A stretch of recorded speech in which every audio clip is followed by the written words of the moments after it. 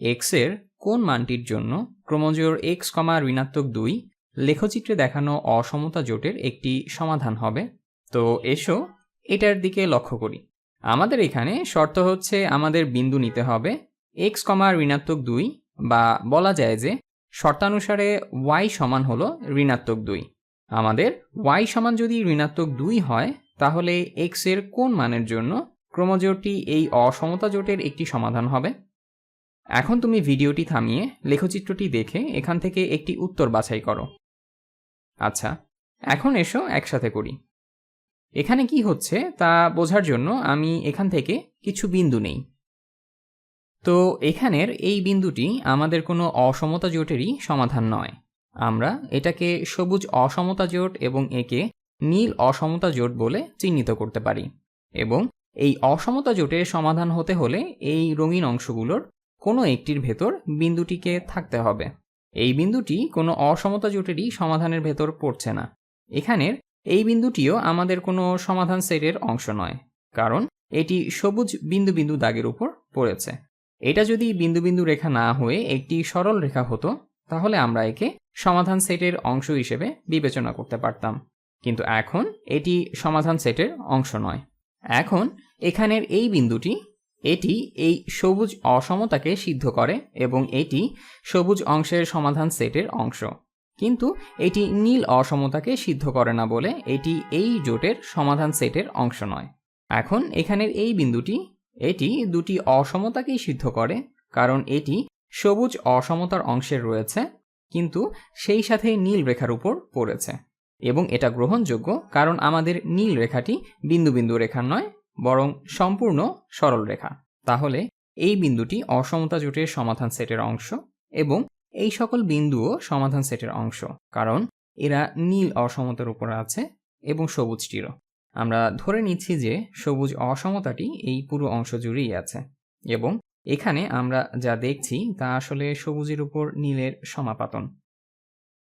এখন এসো আমরা আমাদের প্রশ্নের দিকে লক্ষ্য করি।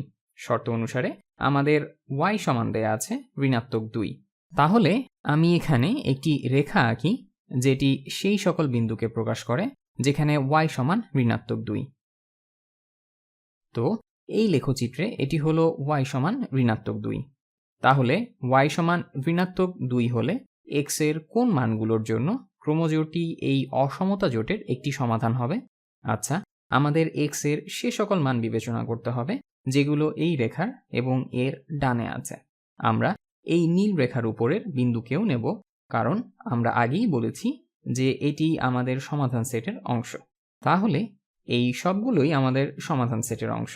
তাহলে আমরা যদি y সমান ঋণাত্মক 2 ধরি, আমরা পাবো যে x এর মান হতে হবে ঋণাত্মক 3 এর সমান বা তার থেকে বড়। আমরা দেখতে পাচ্ছি এটি হলো আমাদের এখানের এই বিকল্পটি, x হলো ঋণাত্মক 3 এর বড় বা সমান।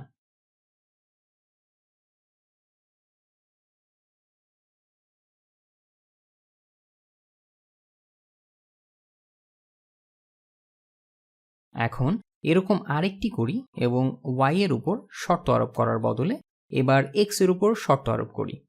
y এর কোন মানগুলোর জন্য ক্রমজোড় 4, y লেখচিত্রে প্রদর্শিত অসমতা জোটের একটি সমাধান হবে।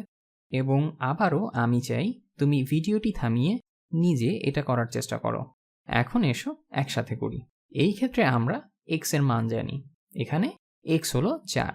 তাহলে x সমান 4 হলো এই রেখার উপরের সকল বিন্দুগুলো। তাহলে আমাদের কেবল এই রেখার উপরের বিন্দুগুলোই নিতে হবে এবং আমাদের বিন্দুগুলো অসমতা জোটের সমাধান সেটের অংশ হতে হবে।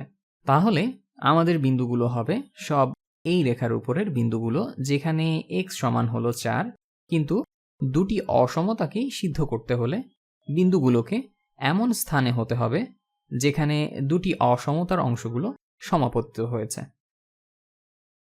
তাহলে আমরা মূলত এখানের এই অংশের কথা চিন্তা করছি এবং যেহেতু আমাদের x এর মান 4, তাহলে y এর মান হতে হবে সবুজ বিন্দু বিন্দু রেখা থেকে বড়, কারণ আমরা এই রেখাটিকে বিবেচনা করব না। তাহলে আমরা বলতে পারি যে y কে ঋণাত্মক 1 এর থেকে বড় হতে হবে